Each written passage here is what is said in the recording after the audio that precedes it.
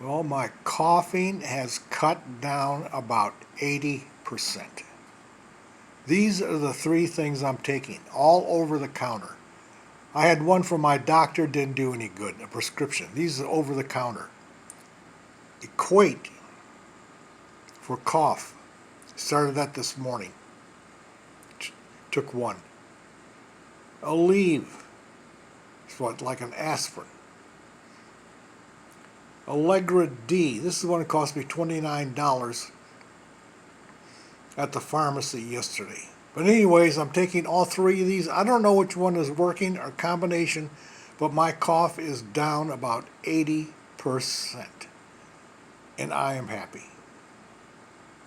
Not well, but happy.